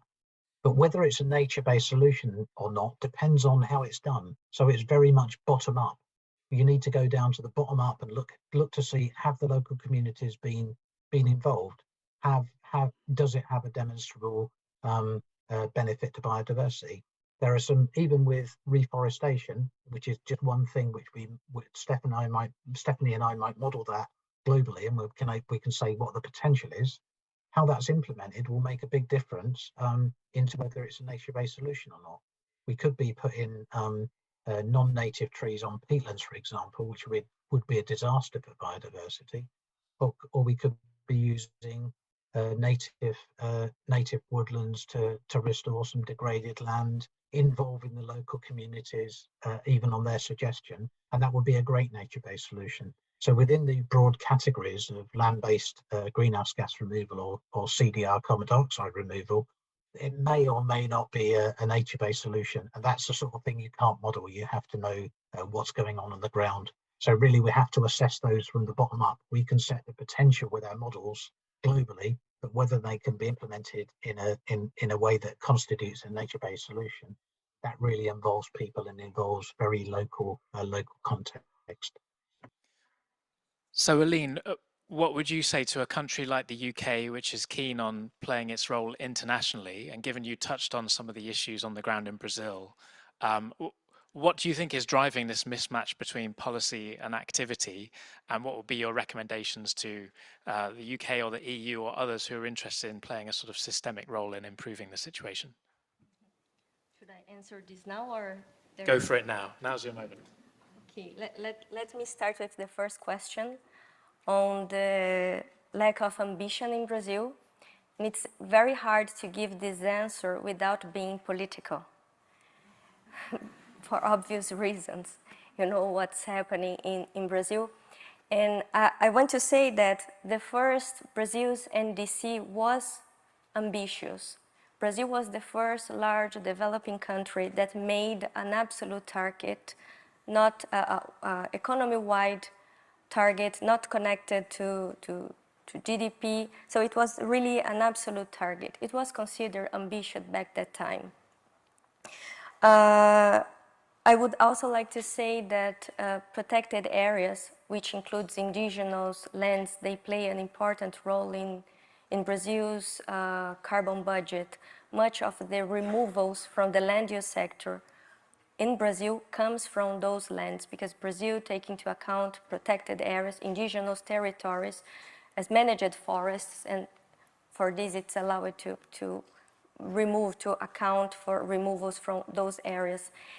And another point I would like to make is that Brazil is an agricultural country, and much of the Brazilian agriculture really rely on ecosystem services. So it's really rainfall-based agriculture. So the rural lobby, they would be the first one to claim the protection of the Amazon that is generating water in what we call the flying rivers to the south of Brazil, and to really have Brazil as a powerful country in terms of agricultural production. So then Brazil must and Brazil can increase ambition. It can start with illegal deforestation control, eliminating illegal deforestation control, and then with partnership and cooperation and also investments and payments for ecosystems, it can go beyond illegal deforestation. So Brazil can, Brazil must, and I'm not going to say about elections this year in Brazil. The second one was about the role of UK, for example, in helping other countries in addressing the problem of deforestation. There are some policies under discussion out there now. One is the EU proposal on deforestation-free commodities, and also there is the UK due diligence on forestry commodity risks. And specifically for the UK one, as far as I understood, and Sean can correct me if I'm wrong, this policy, the UK policy, will address only illegal deforestation in Brazil. And as you saw from my slides, there is a huge area that can be legally deforested in Brazil. So an area for the next 30 years, it could be comparable to the size of one Italy, mainly outside the Amazon. It's true, with less carbon content, but very rich in terms of biodiversity. So I think UK, EU, like in these proposals, the companies, they can do more, they should do more, and they are ineffective so far. And we don't have time for this anymore. There are solutions out there, there are challenges as well. The standards need to be defined, but the ambition should be the highest one. And we are not seeing that so far. Okay, challenge. I'm going to throw it open to questions from the audience now. Do we have a microphone, or am I going to rely on people to speak loudly? Oh, we do. Excellent. So I see a lady with a hand up there, and if you could wait for the microphone to reach you, we will take your question. Thank you. My question is about prices, offsetting prices. So in Stephanie's presentation, you presented several scenarios, and you were mentioning that this cost-effective interventions at $100 a ton has all of this potential. And then there were other scenarios with the lowest one at $20 a ton. And yet, we know the other price that we heard today was the $4 a ton, just mentioned very much in passing. But we know that at the moment, the prices are really low. Red Plus, we're talking $5 a ton, and we're talking that $10 is ambitious. And this is nowhere near what we need. And what do we do? How do we reconcile this complete non-talking of what the markets are giving us, which is not really markets, it's just what's out there, and our real ambition, and what can we do to actually join these prices? There's no way that with $10 or $5, in which most of it is going to go to transaction cost, is going to promote real changes like soil carbon. So that's my question. Thank you. Make carbon prices and offset schemes more representative of the real costs and values of these actions. Maybe Stephanie, you can pick that up, and then Kaya. Yeah, no, that's a great point. And I mean, I think carbon prices are a policy tool, right? It's not just a market tool for offsets. It's something that is embedded in a lot of these models in terms of what is an ideal policy to be able to affect the changes that we need. And setting a carbon price is one of the most effective tools as a signal to all stakeholders, including of course the markets. And I think that large discrepancy falls not just in the offset market, which I think we look to the market to determine prices, and there's a lot of cheaper offsets that are being sold at $5, $10. There's kind of the higher quality, more nature-based solutions offsets that are selling for up to 15 to 20. But I think we need to move beyond that and look at it as a carbon price as a policy tool to be able to really affect change. And I think that really comes from just political will beyond markets. Kaya, go ahead. And I've just realized, actually, Sean, if you want to say anything, then do come in after Kaya. But... Yeah, we all want to hear from Sean on this. So I think we absolutely need a floor for carbon pricing in the market. It's something I've been encouraging companies to adopt. I mean, recently we saw a major oil and gas company got slammed in Bloomberg for the $4 a ton carbon kind of pricing that they were operating in Mexico, which was really, really unfair to that community. It was below market even for Mexico, which has a very low market price. And one of the things I was encouraging that oil and gas company to set out was first of all, a condition on how they would be using those offsets if they're using them for their scope 1 through 3, which I think would be totally inappropriate. But then secondly, a condition on, what's your floor? Where do you start buying, and how do you ensure that that kind of business opportunity by someone in your team doesn't just kind of get swooped up? So I think starting to have a coalition of businesses that are saying, like, this is our floor is a really good start, but that floor has to start actually matching what the cost is in the economy. Otherwise, there's no incentive for the residuals, for the kind of delay tactics to not be used. We need to be kind of in line with the Carbon Pricing Leadership Council of around $100 a ton, right? Why would a company invest in ground source heat pumps, which is going to cost them a huge amount, if they could just say, oh, it's fine, we'll just offset that over here? And we're starting to see standards in the voluntary space say you can't do that, but having some regulation from governments to say that's not going to count towards your net zero strategies counting up, then we would need some regulation for government on net zero. So maybe Sean can answer that. Sure, shall I jump in? Just very briefly, the floor is a really interesting idea. It's something that we're trying now in LEAF, where there's a $10 floor, but we're hoping to leave quite a lot of space for price discovery above that, potentially, depending on how the markets evolve. I would say demand in general seems to be increasing for forest carbon relative to supply, I would say. So you would naturally imagine that should lead to an increasing price over time. The only thing that I would caution is the global economic situation at the moment. We have seen before, if there is a sustained global economic downturn, what that has done to carbon prices internationally in the past. So that remains to be seen, whether or not this is robust to that, but I would hope to see the prices increasing. Thank you, Sean. I think we have one question over there, lady in the corner, and then one here at the front. So we'll try to take maybe both of those and see whether we can cover more.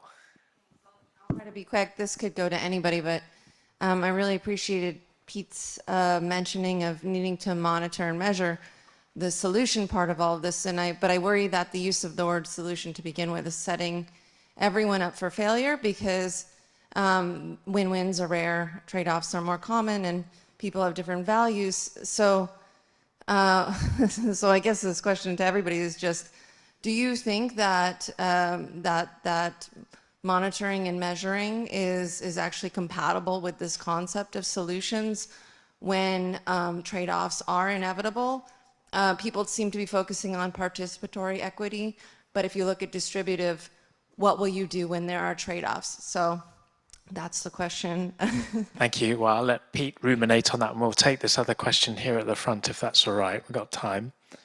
Thanks. Yeah, if we have time, I just wanted to talk about permanence. So my question to Stephanie would be, most models don't consider currently Earth system feedbacks, and which would affect ecosystems' ability to remain carbon sinks. Would you have insights on the latest research on that, and how you expect that would affect your estimates? And then to Pete, I was also wondering if you would say the evidence shows that investing in healthy, complex, biodiverse ecosystems, ecosystem functions, multiple trophic levels, etc., could provide the long-lived storage that are required from the offsetting principles. So that was two questions. Right, okay, lots of material to work with. Pete, do you want to take the one about sort of MRV, and you did leave that as a discussion point, kind of how the carbon story links to these other aspects of solutions? Yes, it's true that there are lots of trade-offs, but we could either regard trade-offs as showstoppers, or we could regard them as something that need to be managed. And I think it's perhaps healthy when you find trade-offs, to think about how you could manage them, because trade-offs aren't a static thing. You find trade-offs and you can find ways to mitigate the risks and to make the apparent trade-off less of a trade-off. So I think it can be done, but it involves this. I take the point about all the differences between, you know, who benefits and the metrics of measuring those things. But I would see it more as a deliberative process where you go through this, you identify the trade-offs and work out how you mitigate the risks of those trade-offs so that they're not trade-offs anymore. Maybe some of them could be turned into positives, or maybe you could negate them or somehow provide a just transition, a soft landing for those that don't benefit. And the second question was addressed to me. What was that again? I can't remember. I'm getting old. Well, I think there was the question about permanence, and then there was another question that was to Pete, wasn't there, about long-lived storage, and how that interacts with other sort of biodiversity. Oh yeah. Oh, Pete's got it. I've remembered it. Yeah, I've remembered it. Yeah, no, there's excellent evidence in the literature that more complex ecosystems, for example, in the Jena biodiversity grassland experiment, where you've got more plants in the mix, then it stores more carbon and it functions better. So I think there's really good evidence out there in the literature that a complex functioning ecosystem will store more carbon, and it will store it more permanently. Obviously, we need to monitor and verify that as well, but there's good experimental evidence out there to support that proposition. And Stephanie, this question of permanence, it hasn't really come up so much throughout the day, but of course, climate change will itself affect the functioning of these ecosystems. To what extent does that factor into your calculations, and is that an issue? Yeah, absolutely.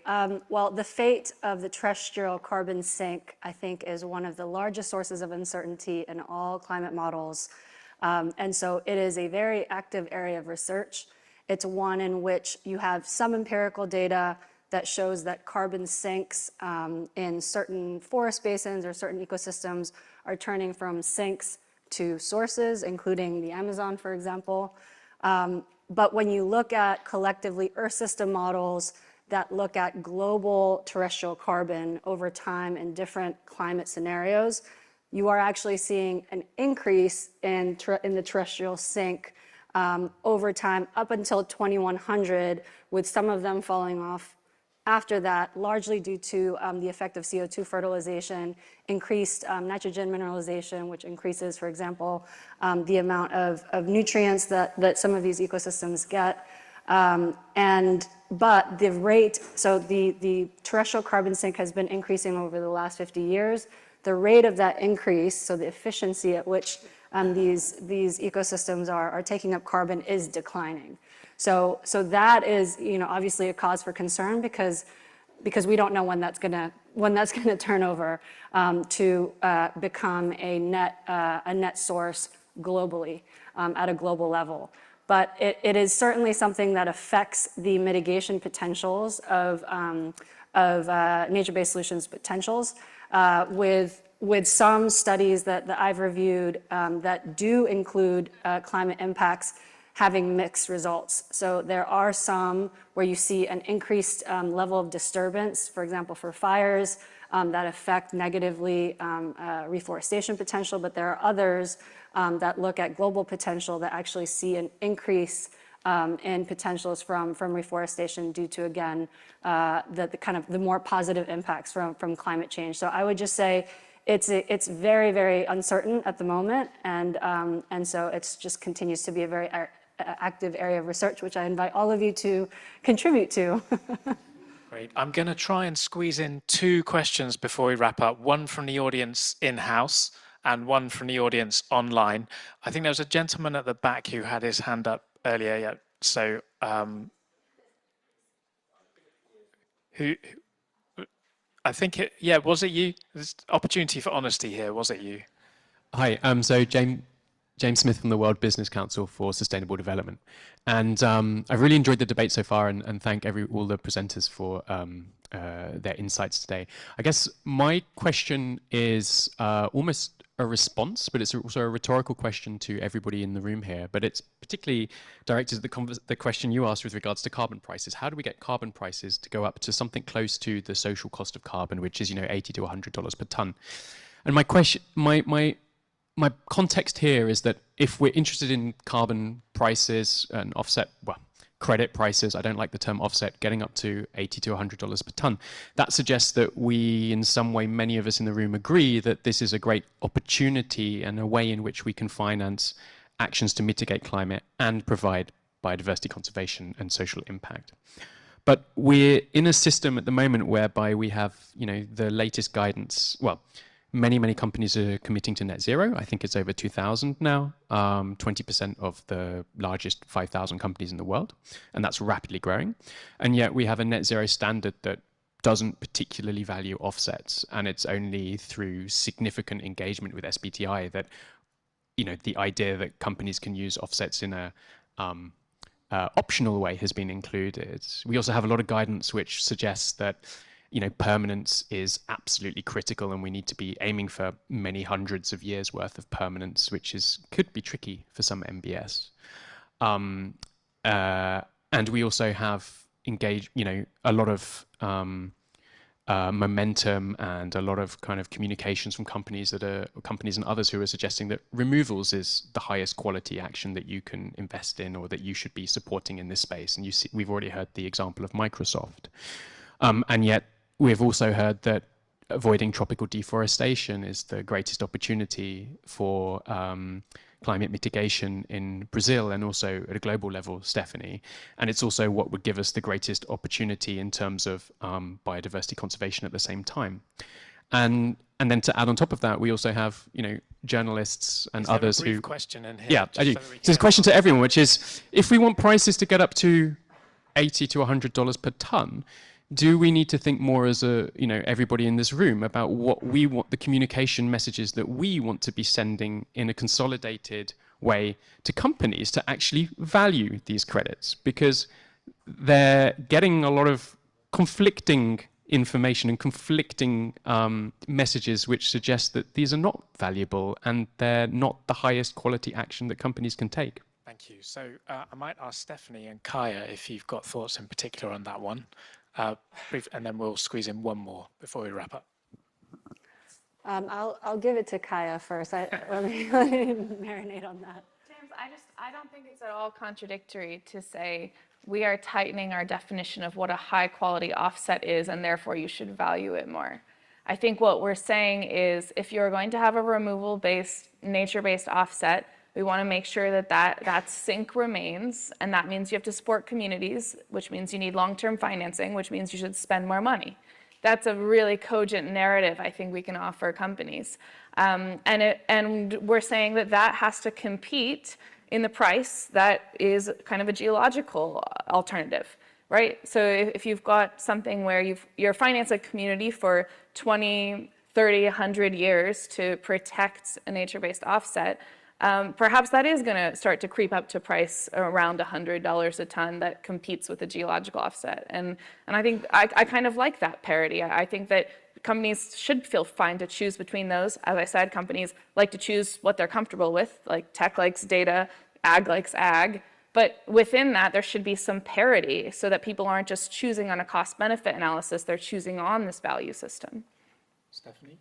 Yeah, and I would just say, in terms of addressing deforestation, I'm not convinced that markets and especially offset prices are what would make the biggest difference in addressing deforestation. I think thinking about deforestation in the context of internalizing it in value chains, internalizing it in companies' actions is probably the most effective approach. Of course, again, a policy-related carbon price, one that is internalized in government, I think is one of the is an effective tool. But I do think that addressing deforestation should probably be more effectively addressed outside of markets, frankly, because, and kind of thinking about the principles of offsets as moving towards removals to be able to actually reduce emissions longer term. Thank you. I'm going to wrap up with one question, which I think is a great one to finish on, because it brings it back down to the local. We've had a question online, which is, how can local beneficiaries, and I guess people involved in deploying these nature-based solutions, how can local beneficiaries of that financing develop the capacity to develop quality proposals? And what role do NGOs or maybe others have in actually implementing these projects on the ground? I'm just going to throw that open to anyone who might want to reflect on that on the panel.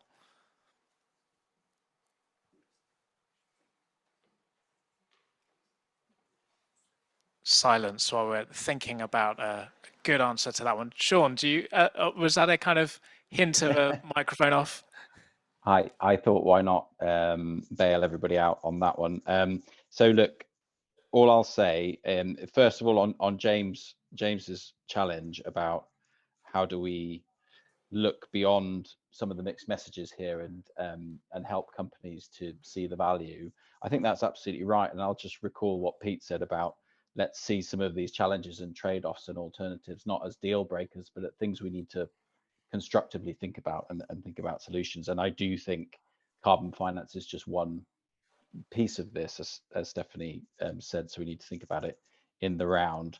And one thing that we do is we prioritize a lot of our support to, as I said, building capacity of local communities, particularly indigenous peoples organizations, which have such a critical role to play in terms of forest carbon, and where, you know, there are fantastic programs out there that we can learn from, and I really think that should be the first priority of benefit sharing systems and government programs in forest areas, wherever that's an option. Thank you, Sean. Any others? In that case, we will wrap up pretty much on time. I just want to thank you, all of you, for participating in person online, and particular thanks to those who contributed to from the front. So Stephanie, Aline, Kaya, Pete and Sean.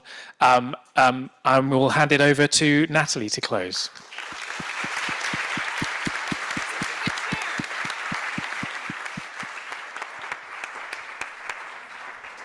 Thank you so much. I'm sure you'll agree that was an absolutely fantastic session.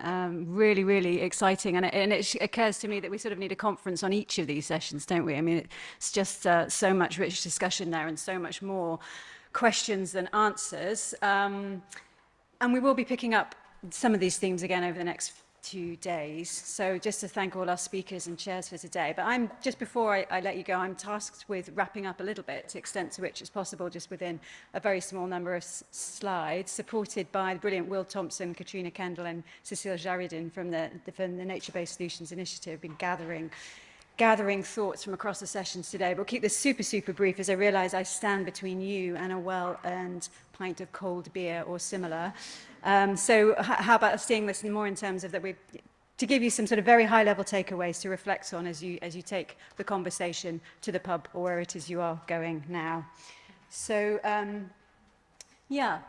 So from this morning's initial 2 sessions, I think we can say, you know, there is complementarity between these different concepts around nature-based solutions. Nature-based solutions broadly, a broad agreement that it is an umbrella term, and that there are synergies between the ecosystem approaches and EBA. And it's important that we recognize these synergies and see these complementarities, because this is sort of at the core of some of the sticking points around pushback against the term amongst the CBD community, for example. So that's important. I think I was very inspired by actually Stuart's talk this morning, and in fact all of the speakers in session 1, because it's really clear to me at least, and then again this is something to discuss, but nature-based solutions as a concept is ready to go. It is ready for and useful at the multilateral policy level. But there are some challenges, some tensions that exist, and it's definitely good that we have a UNEA definition, we have a global standard, and we have a wealth of really, really amazing science that is coming in, and evidence from practice as well that is coming in to support the narrative around nature-based solutions. But there is a lot of talk. In fact, I think almost every single talk today mentioned the word trade-offs. And it was very great and really nice to see trade-offs being reframed as an opportunity by Pete Smith just now. But there are lots of damaging trade-offs among different ecosystem services, among different parts of the community, between the global and the local, and all these things. But arguably, the worst kind of trade-off that we currently face in this space is that between, is when offsets are in place of emissions reduction. So that whole tension about the necessity to keep fossil fuels in the ground, as well as investing in nature-based solutions. We're all sort of sick of hearing it in this community, but the rest of the world repeatedly needs to hear it, and we have good science to back up those claims as well, increasingly high-resolution good science to back it up. Another word that has come up a lot is credibility, durability, permanence and credibility of nature-based solutions does require us to listen to consider, to embrace the competing narratives around nature-based solutions based on power dynamics. Really interesting discussion on that in session 2 today, and we'll be exploring that in more depth in the first main session tomorrow, which is great because that's hugely important, and the importance of respecting and appreciating diverse values of the natural world in different communities in different ways. So also we have discussed how nature-based solutions have the potential to deliver transformative change when operationalized effectively, and diverse values need to be considered and enabling conditions are created. That was definitely something that came up again and again in both the first and the second of the sessions. Let's see if I can turn this slide. And then we've got a slightly busier slide here. This is one that I was working on from the last rich conversation that we had there. So in nature-based solutions, it's clear, Stephanie's work and others' recent work that clearly showing nature-based solutions have a very important role to play in climate change mitigation, but it's limited.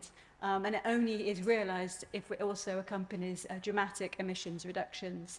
And it has a potential to contribute to net zero by 2050. But of course, this varies massively, locally, regionally, country by country, and there are a whole range of socio-political and institutional enablers that hinder or enablers or things that hinder uptake and implementation on the ground. In Brazil, we have learnt that deforestation is the largest single source of greenhouse gas emissions, and we've learnt from Aline's work that actually if Brazil was to implement its forest code as well as look after its extensive non-forested ecosystems, it would get it to net zero. In fact, it can't get to net zero by the middle of the century without eliminating deforestation. But given weak governance, and this is a problem in many parts of the world, not only Brazil, the private sector need to be fully engaged with this transition. But we then learned from companies are very cautious or increasingly cautious about setting net zero targets and relying on offsets. The concept of insetting, which is reducing emissions and enhancing biodiversity and supporting local communities within supply chains, has real potential to be transformative, but currently is ill-defined, and lots more work is needed to understand its benefits and its implementation. And then there's discussion about long-lived storage and the fact that we need to think about long-lived storage. Nature-based solutions can provide long-lived storage, but we need strong governance, long-term and sustainable and ethical finance, and obviously engagement, partnership with respect of local and indigenous people.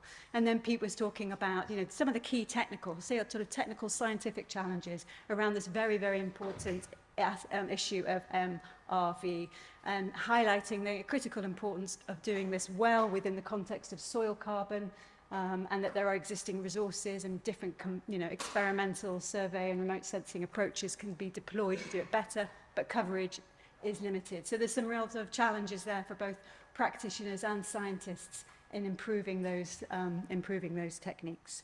So we'll be talking more about these things tomorrow.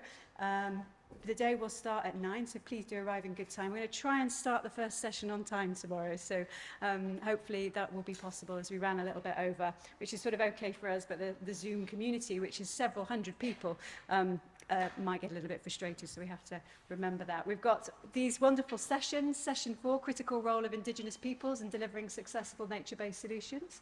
Then we have one on how do we ensure positive outcomes of nature-based solutions for biodiversity and ecosystem health.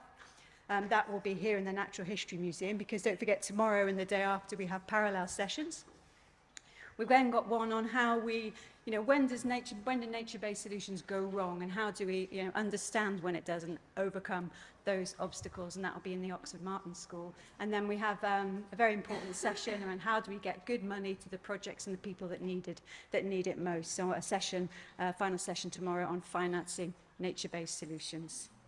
So I will leave it there. Thank you very much for your attention, and have a lovely evening. Thank you.